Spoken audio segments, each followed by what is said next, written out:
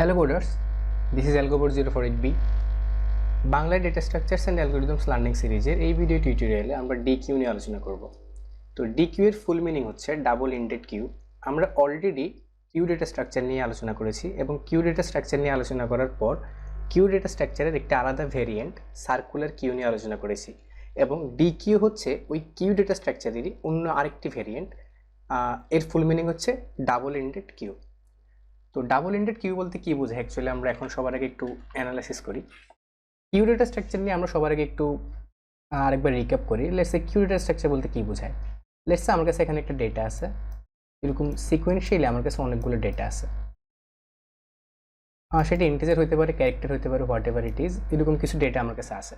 এখন এটা যদি কিউ ডেটা স্ট্রাকচার হয়, আমি একটা ডেটা অ্যাড করতে পারবো কোথায়? আমি একটা ডেটা অ্যাড করতে পারবো সবার শেষে, এবং একটি ডেটা আমি মুছতে পারবো কোত্থেকে? একটি ডেটা আমি মুছতে পারবো সবার সামনে থেকে, আর আমি অ্যাড করতে পারবো সবার শেষে, মুছতে পারবো সবার সামনে। দ্যাট মিনস আমার যে ডেটা স্ট্রাকচারটা, সেই ডেটা স্ট্রাকচার আমার ইন হচ্ছে, আউট হচ্ছে কোথায়? সামনে থেকে, রাইট? আউট হচ্ছে আমার সামনে থেকে, আর ইন হচ্ছে কোত্থেকে? আমার যে ডেটা স্ট্রাকচারের নিউ ডেটা ইন হচ্ছে কিন্তু আমার পিছন থেকে। ওকে, এটা হচ্ছে আমার কিউ ডেটা স্ট্রাকচারের একটি ওয়ার্কিং অর্ডার। এখন তাহলে ডিকিউ কি? ডিকিউ হচ্ছে ডাবল ইন্ডেড কিউ, মানে কিউ ডেটা স্ট্রাকচারের মতোই কাজ করবে, কিন্তু সেখানে ইন এবং আউট যে প্রসেসটা কিউতে মানে বাধ্যবাধকতা আছে যে আমার আউট হবে সামনে থেকে, ইন হবে পিছন থেকে, কিন্তু ডিকিউতে আমি সামনে থেকে ইন এবং আউট দুইটাই করতে পারবো। সামনে থেকে আমি আউট করতে পারবো, আবার ইনও করতে পারবো সামনে থেকে। আবার একই রকমভাবে আমি পিছন থেকে আমি আগে ইন করতে পারতাম, কিন্তু এখন আমি আউটও করতে পারবো পিছন থেকে, আবার ইনও করতে পারবো সবার পিছন থেকে। তো আমার যে নতুন ডেটা স্ট্রাকচারটা হচ্ছে, সেখানে অ্যাকচুয়ালি দুইটা ইন্ড আসতেছে, দুইটা ইন্ড থেকে আমি ইন এবং আউটের অপারেশনটা করতে পারি। এজন্য একে বলা হয় ডাবল ইন্ডেড কিউ, এবং ইন শর্ট সেটাকে বলা হয় ডিকিউ। ওকে, তো এই ভিডিও টিউটোরিয়ালে আমরা ডিকিউ এর দুইটা আলাদা ইমপ্লিমেন্টেশন দেখব। প্রথম ইমপ্লিমেন্টেশনটা হচ্ছে পয়েন্টার দিয়ে আমরা কিভাবে ডিকিউ ইমপ্লিমেন্ট করতে পারি সেটা দেখব, এবং পরবর্তীতে আমরা দেখব যে C++ প্রোগ্রামিং ল্যাঙ্গুয়েজে স্ট্যান্ডার্ড টেমপ্লেট লাইব্রেরিতে যে ডিফাইন করা প্রিবিল্ড ফাংশনগুলো আছে, সেই ফাংশনগুলো ব্যবহার করে আমরা ডিকিউ ইমপ্লিমেন্ট করতে পারি। সো সেটা খুবই সিম্পল, আর সেটা দেখবো আমরা ভিডিওর শেষ পর্যায়ে। তো এখন আমরা আসি ডিকিউ কিভাবে আমরা পয়েন্টার দিয়ে ইমপ্লিমেন্ট করতে পারি। সবার আগে আমরা একটু রিক্যাপ করার ট্রাই করি যে আমরা কিউ যেভাবে ইমপ্লিমেন্ট করেছিলাম। কিউ কীভাবে ইমপ্লিমেন্ট করেছিলাম? আমাদের কাছে একটা নোড ছিল, ওই নোডে এখানে একটা ডেটা ছিল, আর এখানে একটা পয়েন্টার ছিল। ওই পয়েন্টারটা আমার পরের ডেটা কোথায় আছে সেটার লিঙ্কটা হোল্ড করতো। দেন এরকম করে আমি সিকোয়েন্সিয়ালি অনেকগুলো ডেটা পাশাপাশি রাখতে পারতাম। ওকে, এরকম করে পাশাপাশি আমি অনেকগুলো ডেটা রাখতে পারতাম। এটা হচ্ছে আমার কিউ ডেটা স্ট্রাকচারের একটা ফিচার্স ছিল।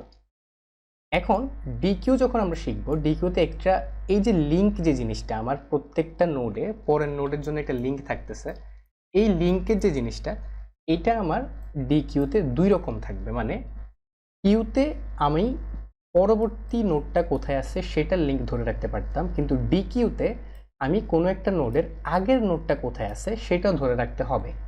দ্যাট মিনস আমার দুইটা পয়েন্টার থাকবে, একটা পয়েন্টার দিয়ে আমি নেক্সট কোথায় আমার নোডটা আছে সেটা আমি পয়েন্ট করব, আরেকটা পয়েন্টার দিয়ে আমি পয়েন্ট করব যে আমার প্রিভিয়াস নোডটা কোথায় আছে সেটা। সো আমার এখন নোডের যে আকৃতিটা, নোডের আকৃতিটা হবে অনেকটা এরকম। আমার একটা নোড থাকবে, নোডে তিনটা পার্ট থাকবে, এটা একটা পার্ট, এটা একটা পার্ট, এখানে থাকবে আমার ডেটা। ওকে, এই পার্টে থাকবে আমার ডেটা, আর এখানে থাকবে হচ্ছে আমার একটা পয়েন্টার, এখানেও থাকবে একটা পয়েন্টার। এই পয়েন্টারটা আমার বলবে যে আমার প্রিভিয়াস ডেটা কোথায় আছে। ওকে, এই পয়েন্টারটা আমাকে বলবে প্রিভিয়াস ডেটা কোথায় আছে, আর এই পয়েন্টারটা আমাকে বলবে নেক্সট ডেটা কোথায় আছে। ওকে, এটা হচ্ছে আমার ডিকিউ এর একটি নোড। ওকে, এটা হচ্ছে ডিকিউ ডেটা স্ট্রাকচারের একটি নোড আমি এভাবে ডিক্লেয়ার করব। তো এভাবে ডিক্লেয়ার করলে কি হবে? তো আমরা একটু ভিজুয়ালাইজ করে ট্রাই করি। সবার আগে আমার কাছে একটা নোড থাকবে, লেটস সে আমার সিঙ্গেল একটা নোড আছে। ওকে, সিঙ্গেল একটা নোড আছে। এই নোডে আমার দুইটা অংশ আছে, একটা হচ্ছে নেক্সট অংশ, আরেকটা হচ্ছে প্রিভিয়াস অংশ। ওকে, তো এটা যদি একদম আমার প্রথম নোড হয়, তাহলে এই প্রিভিয়াস নোড এর আগে তো কিছুই নেই, তাই না? সো এই প্রিভিয়াস কাকে পয়েন্ট করবে? প্রিভিয়াসের নালকে পয়েন্ট করবে। ওকে, আর নেক্সট আপাতত কেউ নাই, সো নেক্সটও সে নালকে পয়েন্ট করবে। ওকে, তাহলে নতুন একটা ডেটা যদি আমি পুশ ব্যাক করি, সবার পিছনে যদি একটা ডেটা আমি রাখতে চাই, তাহলে সেটা কিভাবে রাখবো? আমার একটা নোড তৈরি করতে হবে। এখানে একটা নোড তৈরি করলাম, সেই নোডের যে নেক্সট আছে সেটা আমি নাল রাখলাম, কারণ নেক্সট যেহেতু সেটা আমি সবার পিছনে অ্যাড করতেছি, সেটা নালই থাকবে। কিন্তু এর যে প্রিভিয়াসটা আছে, এর প্রিভিয়াসটা আমি করে দিব আগের নোডকে। ওকে, এবং আমার আগের নোডের নেক্সট আমি করে দিব এই নোডকে। এভাবে আমি একটা নতুন ডেটা পুশ ব্যাক করতে পারবো। তাহলে আমরা স্টেপ বাই স্টেপ প্রত্যেকটা ফাংশন দেখব। সবার আগে আসতেছে আমার যে প্রথম ফাংশনটা, সেটা হচ্ছে পুশ ফ্রন্ট। ওকে, পুশ ফ্রন্ট। পুশ ফ্রন্ট যে ফাংশনটা, সেই ফাংশনের আমরা সবার আগে ভিজুয়ালাইজেশনটা দেখি। লেটস সে আমার কাছে নোড আছে একটা, আমার এটা অলরেডি হচ্ছে আমার একটা DQ, already let's say pre built এক্সের ডিকিউ আছে। ওকে, এখানে দুইটা ডেটা আছে। তো পুশ ফ্রন্ট বলতে বোঝায় আমি সবার সামনে একটা ডেটা পুশ করব। ওকে, তো এটা যদি আমার একটা ডিকিউ হয়, এই ডিকিউ এর সবার সামনে একটা ডেটা আমি পুশ করব। দ্যাট মিনস সবার সামনে আমার একটা নিউ নোড তৈরি করতে হবে। এখানে আমি একটা নিউ নোড তৈরি করব। ওকে, তো এই নিউ নোডের আমার যে প্রিভিয়াস পয়েন্টারটা, সেই পয়েন্টার কোথায় থাকবে? প্রিভিয়াসটা থাকবে নালে। প্রিভিয়াসটা সে কাউকে পয়েন্ট করবে না। ওকে, আচ্ছা, নেক্সট পয়েন্টারটা কোথায় থাকবে? এটা কমন সেন্স। নেক্সট পয়েন্টারটা হচ্ছে আমার প্রথম আপাতত যে সবার সামনের পয়েন্টারটা আছে, সবার সামনে যে নোডটা আছে হেড নোড, এটার নেক্সট হবে সেই হেড নোডকে পয়েন্ট করবে সে। ওকে, আর হেড নোডের যে প্রিভিয়াস আছে সেটা এখন নিউ নোডকে পয়েন্ট করবে। ওকে, আর তারপরে আমার যে বর্তমান নিউ নোডটা আছে, সেই নিউ নোডটাকে আমি করে দিব হেড নোড। এটা হচ্ছে আমার পুশ ফ্রন্ট ফাংশনের কিভাবে আমি কাজ করব সেটা। এখন আমরা স্টেপ বাই স্টেপ কোড দেখব, প্রত্যেকটা ফাংশন এভাবে আমরা ভিজুয়ালাইজ করব, তারপরে কোড দেখব। বাট এর আগে আমি দেখে নিই যে পয়েন্টার দিয়ে যখন আমরা ডিক্লেয়ার করব যে একটা ডিকিউ, সেই ডিকিউর যে নোডটা বিল্ড করে নিতে হবে, সেই নোডে কি কি থাকবে? সেই নোডে আমার তিনটা জিনিস থাকবে। প্রথমে একটি ডেটা থাকবে, আমি ইন্টিজার ডেটা রাখলাম কারণ আমি ইলাস্ট্রেট করব এখন একটি ইন্টিজার টাইপের ডিকিউ। দেন দুইটা পয়েন্টার থাকবে নোড টাইপেরই, একটা হচ্ছে প্রিভিয়াস পয়েন্টার আর একটা হচ্ছে নেক্সট পয়েন্টার। ওকে, দেন আমি একটা ক্লাস তৈরি করে নিব। ওই ক্লাসের ভিতরে আমার কিছু পাবলিক করে নিব প্রত্যেকটা মেম্বার ফাংশন এবং ভেরিয়েবলকে। তো প্রথমে আমি পাবলিক তিনটা মেম্বার রাখবো, মেম্বার ভেরিয়েবল রাখবো। একটা হচ্ছে হেড পয়েন্টার আর একটা হচ্ছে টেল পয়েন্টার। এখন হেড এবং টেল পয়েন্টার কি জিনিস? হেড পয়েন্টার হচ্ছে আমার একদম ডিকিউ এর প্রথম নোডটা যেখানে আছে, সেই নোডটা হচ্ছে আমার হেড পয়েন্টার, এবং আমার সবার শেষে যে নোডটা আছে, সেই নোডটা হচ্ছে টেল পয়েন্টার। ওকে, আচ্ছা, তো এই গেল হেড এবং টেল। আর লেন্থ হচ্ছে আমার আপাতত ডিকিউ এর বর্তমান সাইজ কত সেটা জানার জন্য আমি লেন্থ ডিক্লেয়ার করলাম। তারপরে আমি একটা কনস্ট্রাক্টর নিলাম, ডিফল্ট কনস্ট্রাক্টর। ডিফল্ট কনস্ট্রাক্টর মানে হচ্ছে আমি যখন এর যেহেতু একটা ক্লাস, সেই ক্লাসটাকে আমি মেইন ফাংশন থেকে তখনই অ্যাক্সেস করতে পারবো যখন আমি একটা অবজেক্ট ক্রিয়েট করবো এই ক্লাসের, রাইট? সো অবজেক্টটা ক্রিয়েট করার সাথে সাথে আমার যেহেতু ডিফল্ট কনস্ট্রাক্টর কল করা হয়েছে, নট এ প্যারামিটারাইজড কনস্ট্রাক্টর, আমার সাথে সাথে এই কনস্ট্রাক্টরটা কল হবে। কল হয়ে আমার যে হেড পয়েন্টার সেটা নাল হয়ে যাবে, টেলটাও নাল হয়ে যাবে, লেন্থও জিরো হবে। মানে ইনিশিয়ালি তো আমার ডিকিউটা খালি থাকবে, রাইট? সো আমার হেড এবং টেল নাল থাকবে, কিছুই থাকবে না, আর লেন্থ থাকবে জিরো। দেন আমি দেখব যে ইজ এমটি একটা বুলিয়ান ফাংশন, সেটা হচ্ছে আমাকে বলবে যে আপাতত আমার ডিকিউটা এমটি আছে কিনা। যদি লেন্থ জিরো হয় তাহলে সে ট্রু রিটার্ন করবে, আর না হলে সে ফলস রিটার্ন করবে। ওকে, এবার আসতেছি আমরা প্রত্যেকটা মেম্বার ফাংশনে। সবার আগে পুশ ফ্রন্ট। তো পুশ ফ্রন্ট নিয়ে আমরা একটু আগে আলোচনা করেছিলাম, আমি আবার বলতেছি পুশ ফ্রন্ট যে জিনিসটা সেটা অ্যাকচুয়ালি কীভাবে কাজ করে। লেটস সে আমার কাছে এটা হচ্ছে বর্তমান যে কিউটা আছে। ওকে, এখন আমার এটা হচ্ছে হেড, এটা হচ্ছে হেড, আর এটা হচ্ছে টেল। লেটস আমার কাছে দুইটা নোডই আছে আপাতত কিউতে। তো আমি সবার আগে একটা নিউ নোড ডিক্লেয়ার করব। হ্যাঁ, নিউ একটা নোড তৈরি করব। নোডটা আমি এখানে তৈরি করলাম যেহেতু আমি পুশ ফ্রন্ট করতে যাচ্ছি। তো নোডে আমার তিনটা পার্ট থাকবে।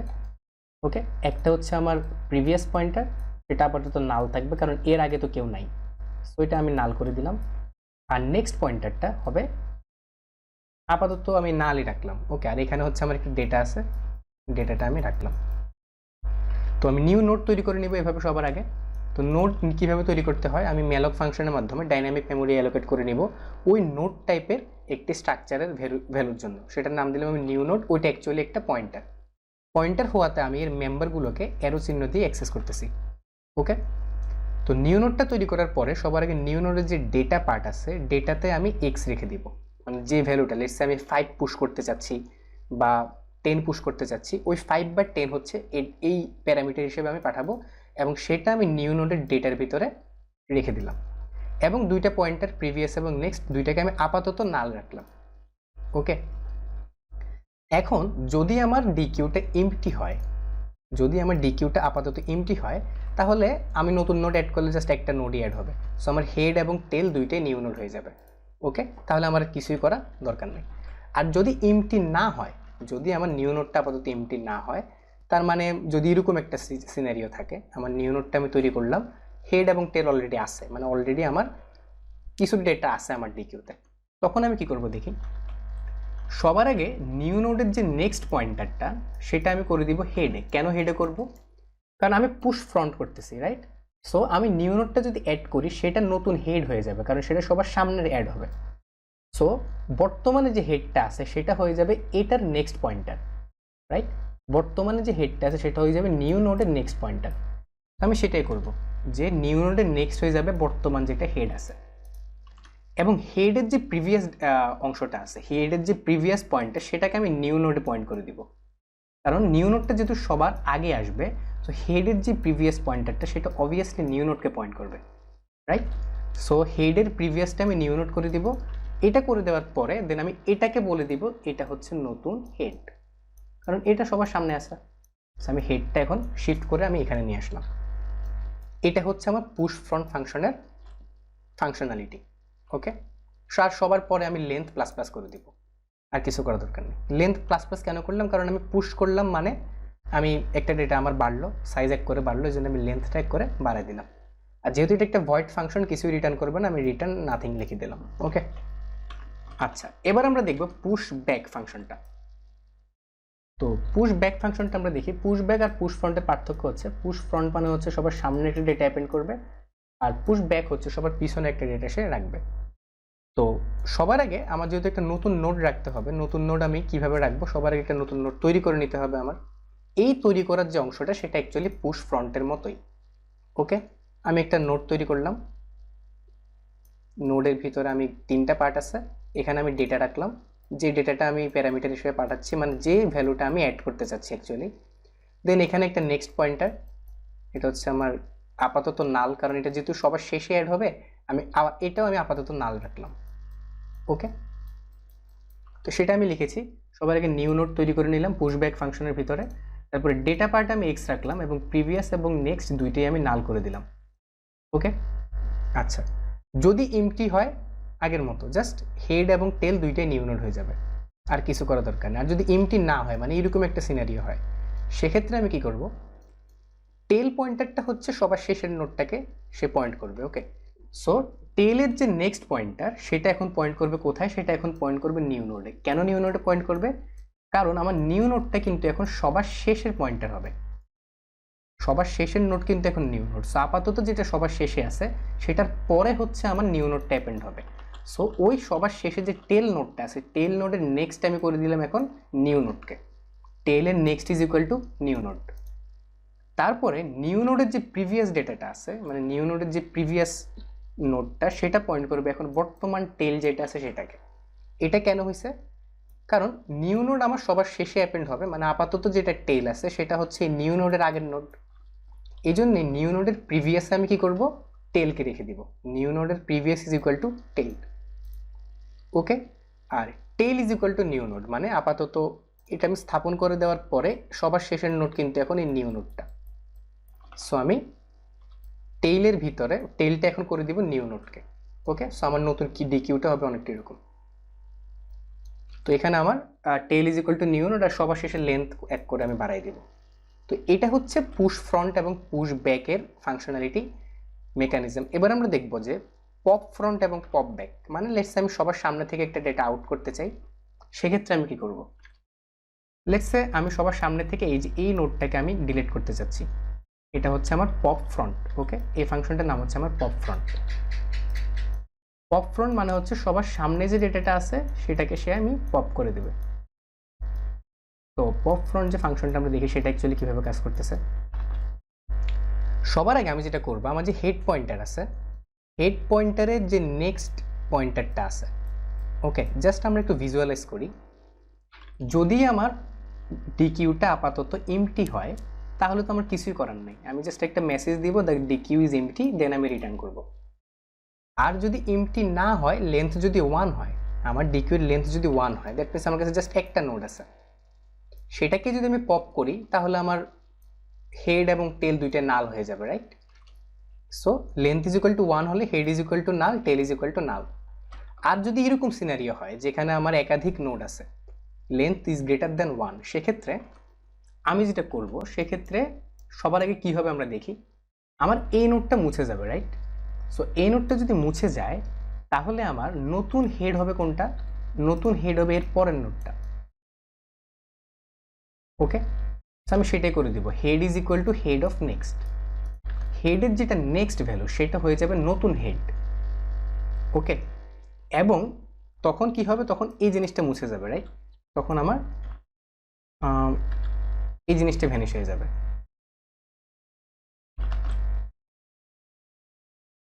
তো এই জিনিসটা যদি ভ্যানিশ হয়ে যায় তখন আমার বর্তমান হেড হয়ে গেল এটা, এবং হেডের যে প্রিভিয়াস সেটা কাকে পয়েন্ট করবে, সেটা পয়েন্ট করবে নালকে। সো হেডের previous is equal to null, এবং আমি লেন্থ এক করে কমাই দিলাম যেহেতু আমার পপ হয়েছে, একটা ভ্যালু কমে গেছে। এটা হচ্ছে পপ ফ্রন্ট। এবার আমরা দেখব পপ ব্যাক ফাংশনটা কীভাবে কাজ করে। তো পপ ব্যাক হচ্ছে জাস্ট পপ ফ্রন্টের উল্টা। আমি পপ ফ্রন্টে হেড নিয়ে কাজ করেছি এবং পপ ব্যাকে আমি টেল নিয়ে কাজ করবো, দ্যাটস ইট। আমি আগে ভিজুয়ালাইজ করি, যদি আমার এমটি হয় তাহলে দ্য ডিকিউ ইজ এমটি, আর যদি লেন্থ 1 হয় তাহলে হেড এবং টেল দুইটাই নাল। আর যদি এরকম সিনারিও হয় যেখানে একাধিক নোড আছে, সেক্ষেত্রে সবার আগে কি হবে, আমার এই নোডটা ভ্যানিশ হয়ে যাবে। ওকে, তো এই নোডটা ভ্যানিশ হয়ে গেলে সবার শেষের নোড কোনটা হবে? এইটা হবে। তো এটা অ্যাকচুয়ালি কি, বর্তমান টেইলের প্রিভিয়াস নোড না? তো আমি সেটাই করবো যে টেইল ইজ ইকুয়াল টু টেইলের প্রিভিয়াস নোড। ওকে, এবং দেন এইটা ভ্যানিশ হয়ে গেল। ওকে, ভ্যানিশ করে দিলাম। এখন বর্তমান যে টেইল আছে সেই টেইলের নেক্সট কাকে পয়েন্ট করবে? সেটা পয়েন্ট করবে নালকে। সো টেইলের next is equal to null. Okay, আর লেন্থ আমি এক করে কমাই দিলাম। তো এটা হচ্ছে আমার ডি কিউতে পিছন থেকে এবং সামনে থেকে ইন করা এবং আউট করা। এবার যদি আমরা দেখি যে আমার সবার সামনে যে ভ্যালুটা আছে সেটা যদি আমি জানতে চাই, দেখছি আমার যে ডি কিউ সবার সামনের ভ্যালুটা সেটা যদি আমি জানতে চাই, সেক্ষেত্রে আমার যদি এমটি হয় তাহলে তো কিছুই নেই। ওকে, আর না হলে আমি হেড যে পয়েন্টারটা আছে, হেড পয়েন্টের ডেটা অংশটা রিটার্ন করলে হচ্ছে। আর যদি পিছনেরটা জানতে চাই তাহলে আমার এমটি হলে কিছুই করার নেই, আর না হলে টেইল পয়েন্টারের ডেটা পার্টটা রিটার্ন করলেই হচ্ছে। আর যদি আমি ট্রাভার্স করতে চাই, লেটস সে আমি প্রত্যেকটা নোড আমি ট্রাভার্স করতে চাই, লেটস সে ট্রাভার্স মানে হচ্ছে আমি ঘুরে দেখতে চাই প্রত্যেকটা নোড সিরিয়ালি। লেটস সে আমি আরও কিছু নোড এখানে তৈরি করি। ওকে, আমি লেটস সে এখানে আরও 2টা নোড তৈরি করলাম। এরকম আমার কাছে আমি অনেকগুলো নোড তৈরি করতে পারি অ্যাকচুয়ালি। লেটস সে এখন এটা তৈরি করার পরে আমার নতুন টেল হয়ে যাবে এটা, রাইট? এটা হয়ে যাবে আমার নতুন টেল। সো আমি প্রথম থেকে শেষ পর্যন্ত ঘুরে দেখব কিভাবে। উপায়টা হচ্ছে আমি আলাদা একটা পয়েন্টার নিব, সেই পয়েন্টারটা হচ্ছে আমার ওই নোড টাইপেরই একটা পয়েন্টার।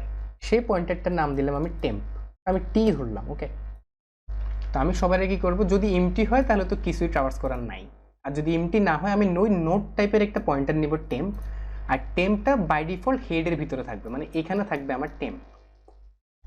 ওকে, আর যতক্ষণ না পর্যন্ত টেম্পের ভ্যালু নাল হচ্ছে, এখানে কিন্তু নাল আছে, যতক্ষণ না পর্যন্ত টেম্পের ভ্যালু নাল হচ্ছে ততক্ষণ পর্যন্ত আমি টেম্পের ডেটা পার্টটা প্রিন্ট করব। তাহলে আমরা দেখি স্টেপ বাই স্টেপ কি হয়। সবার আগে টেম্প এখন এখানে আছে, হেডে আছে, তো হেডের ডেটা সে প্রিন্ট করলো। তারপরে টেম্প হয়ে যাবে টেম্পের নেক্সট, মানে এটা হয়ে যাবে এখন এটার নেক্সট ভ্যালু, মানে টেম্প এখন চলে আসবে এখানে। ওকে, তারপর এখানকার ডেটাটা প্রিন্ট করবে, দেন টেম্প চলে যাবে হচ্ছে আমার এখানে, তো এখানে আসার পরে সে এখানকার ডেটাটা প্রিন্ট করবে।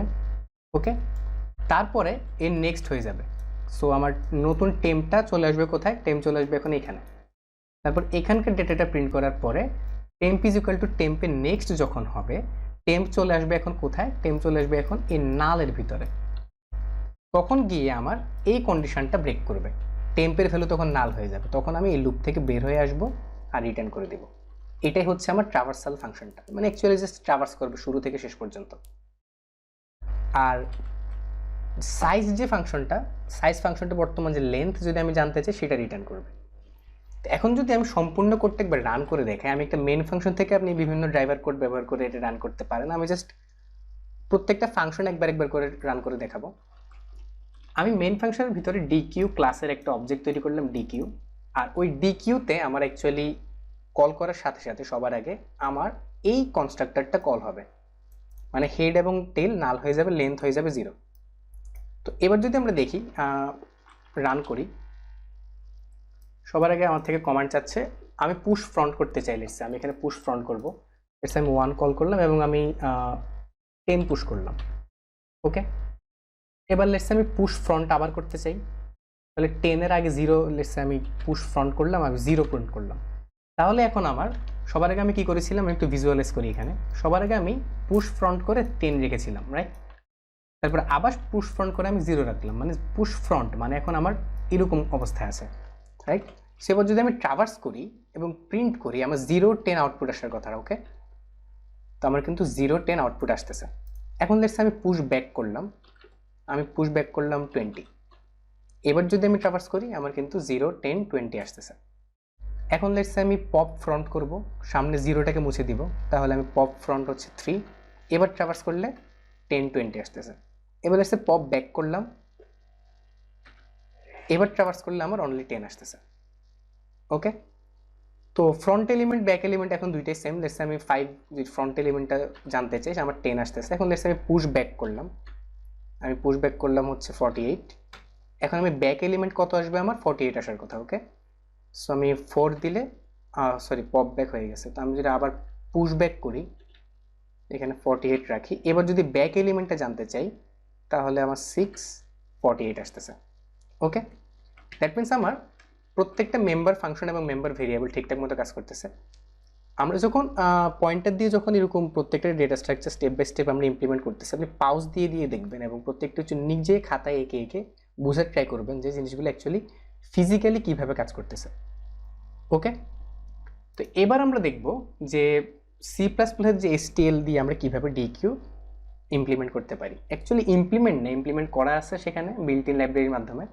আমরা জাস্ট কল করে দেখবো মেম্বার ফাংশনগুলো, পুশ ফ্রন্ট পপ ফ্রন্ট এগুলো আর কি। সবার আগে আমরা ইনক্লুড ডিকিউ যে একটা হেডার ফাইল আছে, এই হেডার ফাইলটা আমার C++ যে কোড আছে সেই কোড আমার অ্যাড করে নিতে হবে ডিকিউ এর জন্য। ওকে, তো লেটস আমি একটা ইন্টিজার টাইপের ডিকিউ নিব, সেটা আমি ডিক্লেয়ার করবো এইভাবে, ডিকিউ লিখে দুইটা অ্যাঙ্গুলার ব্র্যাকেটের মাঝখানে ইন্ট লিখতে হবে, দেন এর নাম দিলাম আমি ডিকিউ। ওকে, এখন আমার ডিকিউটা খালি আছে। তো এখন আমি যদি লিখি যে DQ dot push front, push front যদি আমি করি, এখন লেটস আমি 0 পুশ ফ্রন্ট করলাম। ওকে, না 0 না 10 পুশ ফ্রন্ট করলাম, তাহলে আমার এখন 10 আছে। এখন লেটস আমি পুশ ফ্রন্ট করলাম 0, তাহলে এখন আমার 0 এবং 10 আউটপুট আসার কথা। ওকে, এখন আমি ট্রাভার্স করে দেখব, এখন একটা STL এর মাধ্যমে ডিকিউ কিভাবে ট্রাভার্স করতে হয় সেটা আমরা দেখি। ফর ইন্ট, আমার যে ডেটাটা আছে সেই ডিকিউটা কোন টাইপের ভেরিয়েবল হোল্ড করতেছে, ইন্টিজার টাইপের ডেটা হোল্ড করতেছে। আমি ফর লিখবো এবং ইন্টিজার একটা ইটারেটর নিব, ইটারেটরটার নাম দিলাম আমি আই এবং সেটা পয়েন্ট করতেছে ডিকিউতে। ওকে, এই ইটারেটরের মাধ্যমে আমরা ডিকিউ এর ভিতরে সকল ইন্টিজার ভ্যালু প্রিন্ট করতে পারবো। সিআউট আই, দেন হচ্ছে আমি এখানে সিআউট ইনলাইন করে দিলাম। এবার যদি আমি রান করি আমার 0 10 আউটপুট আসতেছে। ওকে, এখন লেটসে আমি আরও কিছু করলাম, আমি ডিকিউ ডট পুশ ব্যাক করলাম, আমি এখানে 20 রাখলাম, তাহলে এখন আমার এরকম হবে 0 10 20। এবার যদি আমি রান করি আমার 0 10 20 আসতেছে। আর এবার যদি আমি ডিকিউ ডট পপ ফ্রন্ট করি তাহলে আমার এই 0টা মুছে যাবে, তাহলে আমার 10 20 আসবে এবং 10 20 আসতেছে। ওকে, এরকম করে অ্যাকচুয়ালি আমি পয়েন্টার দিয়ে যতগুলো ফাংশন তৈরি করেছি প্রত্যেকটা ফাংশন অ্যাকচুয়ালি আমি ডিকিউ যে এসটিএল আছে সেটাতে একই নামে আমি কল করলে আমি ওই ফাংশনের যে মেকানিজমটা সেটা পাবো, আউটকামটা পাবো। ওকে, সেটা আমি নিজেরা ট্রাই করে নিলে হবে। আর এসটিএল এর মাধ্যমে এছাড়া আর কিছু নেই, খুবই সিম্পল, জাস্ট ইমপ্লিমেন্ট, আমার ইমপ্লিমেন্ট করা লাগতেছে না কিছুই, জাস্ট কল করলেই হচ্ছে। তো পরবর্তী ভিডিওতে আমরা ডাটা স্ট্রাকচার অ্যালগোরিদমসের যে ফার্দার টপিকসগুলো আছে সেগুলো নিয়ে ডিসকাস করব। Till then, good bye.